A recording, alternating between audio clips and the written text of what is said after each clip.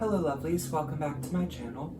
Sorry I took a week off from posting. I recently visited Nashville and I'm going to talk about that a little bit now. If you're not interested in that, that's okay. I'll put timestamps below in what I'm going to be doing in this video. But I just wanted to give you a little bit of a life update. I've been telling people for about a year that I want to move to Nashville after I graduate from college, which I did recently graduate from college.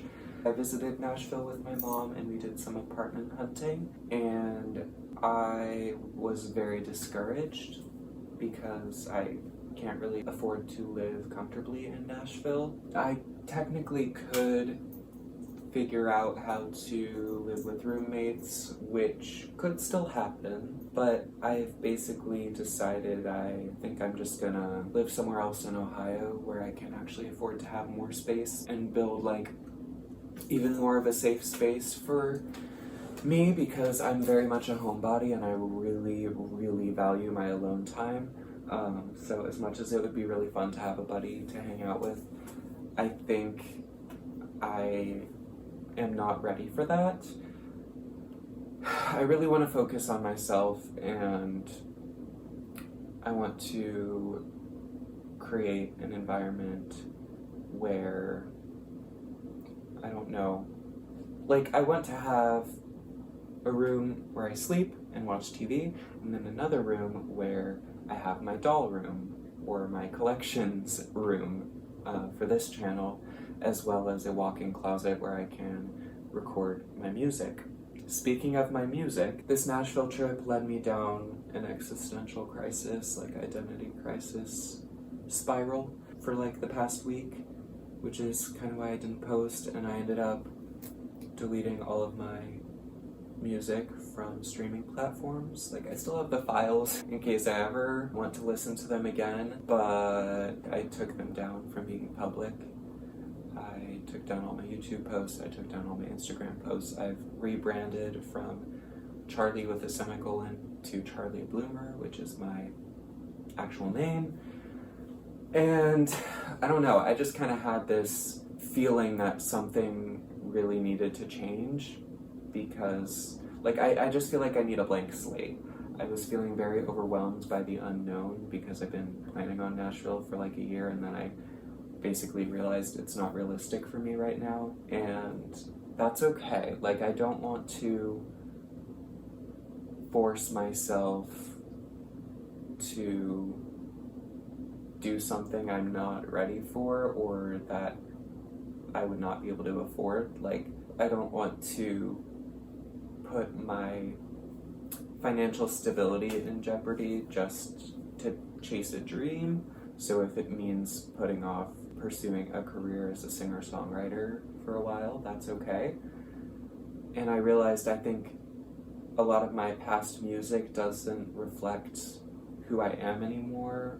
Some of it still does, but a lot of it was about a person who abused me, who was my best friend. Sorry, I should have said trigger warning.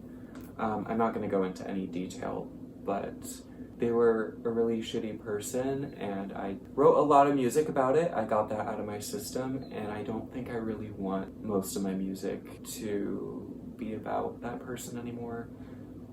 Also, I have a whole album that's just demos that was out, that I put out just because I wanted the songs to be out. I got impatient with myself with trying to produce them myself, so I was like, I just want to put them out as basically voice memos, but which I recorded in Logic, and that did not, like, I wish I put out better quality stuff. Now, I am a believer that you should put out stuff that isn't perfect, because if you wait for the right moment, it's gonna be too late, type of a thing. Like, you hear people say that, and I do believe that. However, at the same time, like, multiple things can be true at once. I want to be proud of my work. So I want to find somewhere in between, because I know it's not going to sound perfect, but I also don't want to just throw out stuff very soon after I finish it, like writing it and recording it without really producing it much, just to get it out. Because also sometimes soon after that, like, the emotion that sparked the song is just gone because I processed it, which doesn't necessarily mean I shouldn't release it, but it's like I want to be able to still sing my songs and find new interpretations for them that I can relate to as I'm singing them. Like, I don't want to get bored or annoyed with my own music. I want to like what I'm singing and performing and putting out into the world. So anyway, I felt like I needed a blank slate.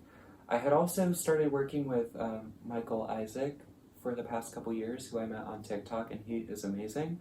And we have been working together for a little while, but I realized I also cannot afford to pay him fairly. So I told him we should take a break from working together, which is totally, there's zero resentment between us. It's literally just like, I want to be able to pay people fairly, and I don't want to ask them to do more than that. Like, he deserves to be paid for his hard work. Like, he has given me so much time, and he's been so thoughtful and listened to my vision for my songs, and I really, really appreciate that. That's all I could ask for. Like, but I think I need to enter a phase of my life now where I'm focusing on honing my craft in different creative areas, such as music producing, so that I can do that myself, because there is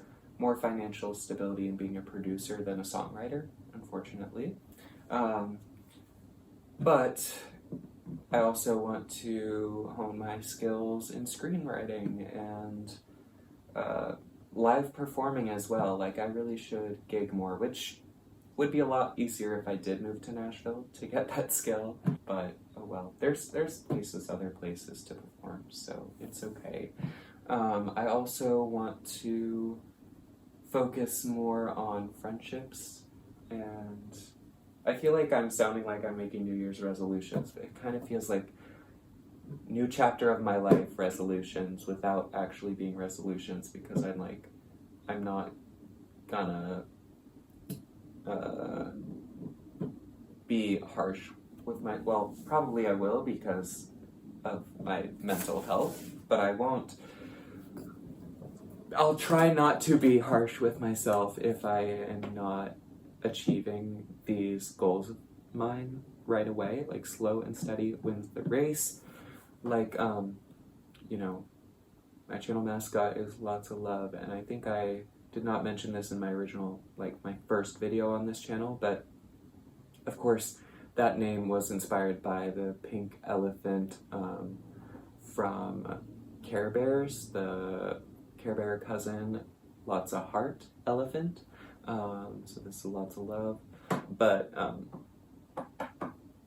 they always say slow and steady wins the race, and I think that's personally the race with yourself, because I don't like to think of myself as competing with other people, because there's room for everybody, but in a sense you're competing with yourself. Like, you're always trying to do better. I'm always trying to learn. I think, unfortunately, the way society is, I have resented learning in many ways because of school. Like, I hate school. I hate how it's preparing us to enter the workforce and be a cog in the machine. I could go on an entire rant about everything. I guess I'll just briefly say that with the state of the world between AI, global warming, the genocide of Palestinians by Israel, anti-trans stuff happening, and did I say AI? And the ICE raids, oh my god. Why are they sending the National Guard to LA? Anyway, so many things are going on that was also kind of contributing to my mental health spiral. because I was like, if I can't afford to go to Nashville, which is the main thing I've been telling everyone I want to do and what I've been mentally preparing for and what I've been looking forward to, mostly because I want to connect with the community of singer-songwriters there who I discovered on TikTok. If I can't do that, like, what am I supposed to do? What is my purpose? The world is burning, and I now just lost the light at the end of the tunnel. That was kind of like, I guess, keeping me going through this. Of course, I have my supportive family, and I have my cute kitty who is just out of frame right here in his little cat tree, like, canopy thing, whatever that thing's called that they lay in, the overhang thing. I have a lot of reasons to be happy and grateful. I'm extremely privileged in many ways, but it is very easy to feel very overwhelmed. And like that quote says, let it radicalize you, don't let it lead you to despair. I am trying to do that. I'm trying to do that. But it is tough. It's hard to do. But yeah, I think I'm gonna wrap up my long tangent there. The point is, I'm starting a blank slate. The future is uncertain. But for the foreseeable future, I'm gonna keep posting on this channel because it's fun and it is a creative, wholesome outlet for me. It's also a good OCD exposure for me because with my morality OCD, I feel guilty for doing stuff like this. Not only because it's like, why should I get to do fun things when there's people out there starving and getting bombed, but also because many of the corporations that own the toys or media that I'm consuming are contributing to genocide and supporting Israel, or it's like contributing to pollution, plastic, overconsumption, all of that fun stuff. So it's conflicting because it feels like it's going against my values, but I also want to take care of my mental health, but I also feel guilty for doing that because it's like, well, I could technically survive without this, but I don't know. It's that discomfort that I need to sit in. It's things like this that to me make life worth living, and if that's what it takes for me to then gather strength to then go out in the streets and protest and be able to support in other ways, then that's what I'm gonna do. I'm gonna try to take care of myself and still try to spread positivity through this channel and awareness and try to buy things secondhand much of the time so as to not support those organizations, but I cannot be perfect and that's okay. Yeah. So if you've been listening this whole time, oh my gosh, I've been talking for 17 minutes. Wow. Thank you so much for listening. Yeah, I really appreciate it. I did schedule a therapy appointment because I did graduate from therapy a while back, but I think this was a bit of a setback for me, and I basically just ranted about a bunch of stuff I'm gonna process with my therapist. But maybe this will help other people out there who are feeling overwhelmed in this time right now, because it's really shitty. So, with that, let's get into today's video.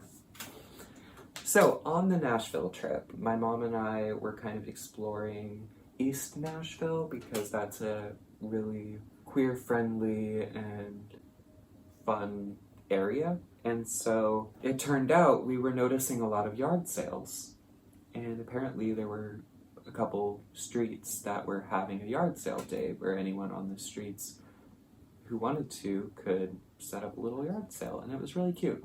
So we browsed some of them and we're asking some people about advice of where to find places to live, but we stumbled across some Pokemon cards. I did see some dolls, but they were mostly Barbies and baby dolls, which I'm not currently collecting. So the Pokemon cards caught my eye, and there was a young boy who came outside. His mom was watching the stuff, and she called him outside when she saw me looking at his Pokemon cards, and he came out and explained to me the pricing. There was like a whole bucket of like 300 cards that I think was going for like $20 or something.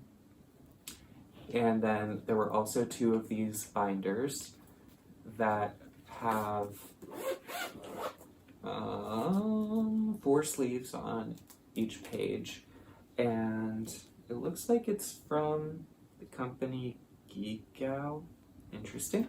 I'm pretty sure it's bootleg because after I got it, I was like looking closer at these little Pokemon paws, and I realized, okay, so it's Charmander, Pikachu, Bulbasaur, and who's that? Because it looks like Psyduck, but you'd think that should be like Squirtle's hand, but it's yellow.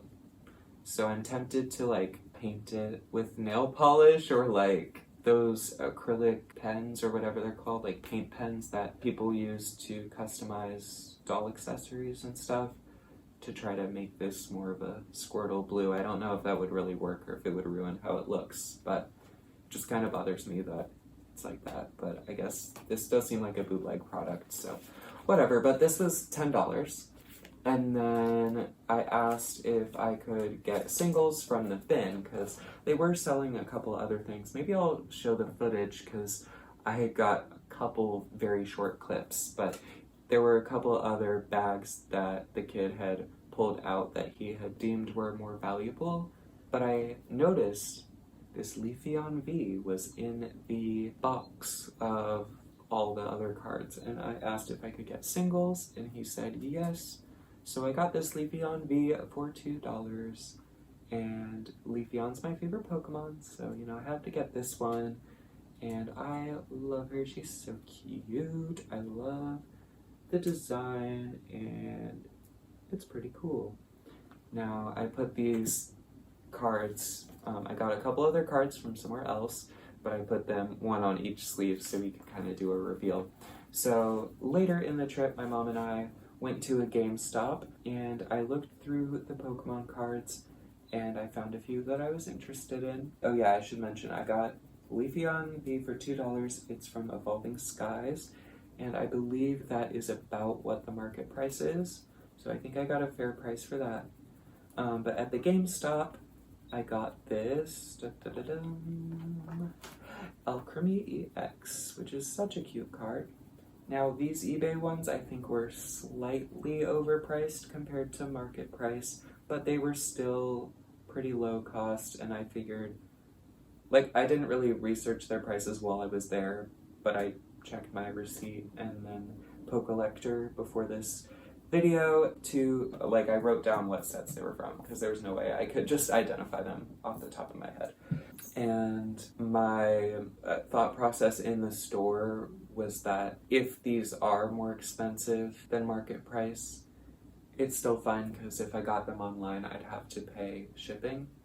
And I've never gone to like an in-person card show event before. Maybe I will soon, because I've been watching videos on YouTube of Coop's collection doing that, and he seems really nice. And I also, on this trip with my mom, we stopped at a Target, and they happened to be restocking the Pokemon cards. And maybe I'll talk about this at the end, because I could go on a whole rant about it, but I also don't want to end on a negative note. Basically, it felt like a toxic environment in the community there, because the vendor was rude and the scalpers were rude. Now, I tried not to take the vendor being rude personally, because I'm sure they get harassed so much. Like, it's not that serious. We're just buying cardboard. Okay, like, it's not that serious. But, like, someone came up. Well, first of all, I was taking a picture for my friend because I wanted to see if he wanted me to buy him a thing. There were signs that said 1 Pokemon product per day per person, and I was gonna send him a picture to say, like, do you want me to buy you one and you can pay me back? And as I was taking the picture, a Target worker like was walking in front of me, and I was like, oh, sorry, because I didn't want to like take a picture of him, you know, like. And then he walked past, and then he was looking at the ground and said, I can have you step over here. Now I looked around because I thought he was talking to a customer, asking them to step over to his register because he was walking kind of near a register. But he kept motioning his hand, still not looking at me. And I was like, okay. So I stepped away, and then he said, let's give her a room. So I was like, okay, fair. But I was like, at least could I take a picture? Like, I promise I'm not like trying to scalp these. Like, I just want to take a picture. And then while I was waiting, that Target worker walked away. And I don't think they tell Targets when they're going to restock. So, like, they don't have someone prepared to protect the vendor. So that Target worker was walking away because he had other work to do, which is totally fair. Like, I feel like just needs to be organized a little bit better. But then while I was patiently waiting, other people went ahead of me and grabbed stuff. And then the vendor noticed that I was waiting patiently and said to me, okay, you can come get your one product, but you better not be posting this all over Facebook. And I was like, I'm just taking a picture, sending it to my friend, blah, blah, blah. And she was like, yeah. So obviously they have been scarred by this scalper situation. And there was one guy who came up and grabbed 2 packs, and she said, it's one product per person. And he said, are you the manager? She said, I'm the vendor. He said, all right, well, I'm going to take this up with the manager. And she said, well, there's a sign right there that says 1 per person. And I guess I'll talk to security then. And then later that guy was like walking away, like muttering under his breath, like, oh, Lord, or something like that. I'm like, oh my God, like, this is wild. Like, it really upset me because I was like, I do not like feeling this way in the Pokemon community. I do not like feeling this way. And by the way, this is nothing against the Target worker. This is nothing against the vendor. I was trying not to take the harsh tone personally. I'm very sensitive to tone of voice because of past experiences, but I know they have been hurt and they are on the defense, and that is totally fair. But this is what I'm saying, like, I don't like that this is how the Pokemon community is right now, where it's like Black Friday style, almost like elbowing each other to get to the product and like feast on it just to resell, like, or even to not resell if it's to get it for yourself, but it's because you're competing with scalpers that you're going for it. So like, it's just turned into this unpleasant, ugly energy that I do not like. It made me feel really icky. So anyway, I think my point with saying that was like, I think seeing Coop's videos made me feel more optimistic about the Pokemon community, and seeing not only the positivity he's bringing, but all the people that come to him and give him cards to give out to kids. It's very, very sweet, and it shows how many people appreciate that and want to keep that energy going. So I do believe there is hope for the Pokemon community. I wasn't even trying to get cards for myself, and my friend ended up saying, no, that's okay, but thank you, and so I just left. I didn't get anything. But that solidified for me that I'm not going to be like a brand new Pokemon card collector. I do not like competition. I do not like that type of mean-spirited tension. Like, I do not like that at all. But what I do like is spreading passion for a hobby and giving people a fun outlet to have community and creativity and make fun memories. So to me, that's what the community is about. So I would love to go to card shows and experience that for myself. This is a very, very talky video, but I I'm being gentle with myself, and I am here for it. Because I also love when people just go on and on and on in videos, because I love hearing their thoughts and their thought process of how it goes through their head, and like, yeah. So, anyway, yeah, that all came from me saying maybe I paid more than market for these, but since I didn't have to do shipping, that's fine. The reason I was willing to do that instead of waiting for a card show is because, like, I just haven't been to one. I haven't gotten into that yet, so maybe I could have waited, but it's fine. I wanted these cards now, and this was only $2.99, and the next two were each 99 cents. So let's get into what the next two are. How about we? So the next one is Growlithe from the McDonald's Match Battle. It was 99 cents. I just really like this art. I loved the hollow sparkly pattern on there. And then the last card is this Ariados. I really love the hollow. I love the art. Also 99 cents, and this one was from Silver Tempest. Ariados is one of my favorite Pokemon, mostly because of, well, all because of the Pokemon movie that has Latias and Latios in it.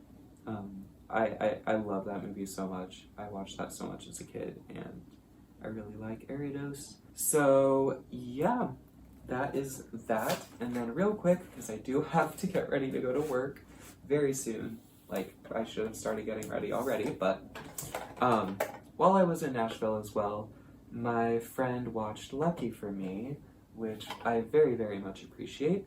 And when I got back, I found this Pokemon tin in my apartment. And also, just to clarify, right now I live in a studio apartment, so that's why I was talking about wanting like more rooms to kind of spread out my creative projects and stuff.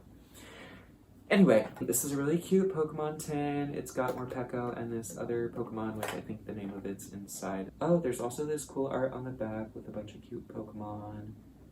But let's open this up and just show you what I got from her. You know who you are. Thank you so much for this.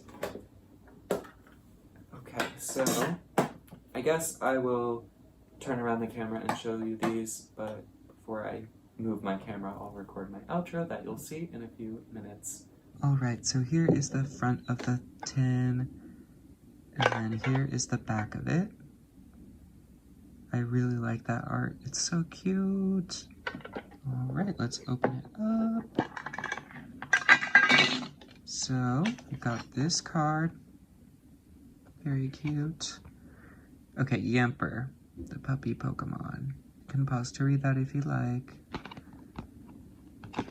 Oh, I guess the tins are each of these sections. That's cool. Okay. And we got a cute Pikachu sticker. And then we've got a Pikachu coin. Very cute.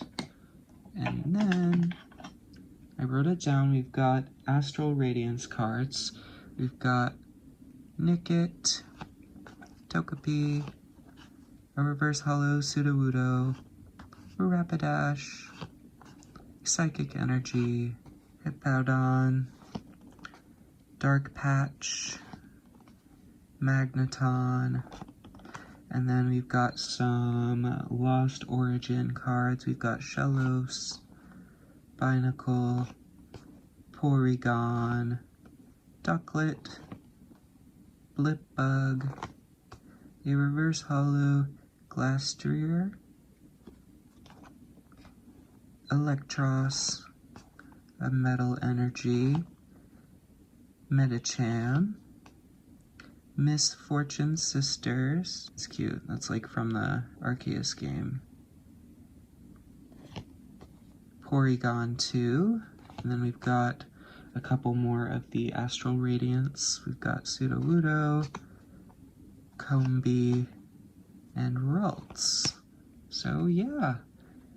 Thank you so much for those cards, friend. Alright, thank you so much for watching. I really appreciate you listening as well if you got to this point in the video. If you did, please leave a pink heart emoji in the comment section. Thank you so much, and I will see you next time. Love you lots.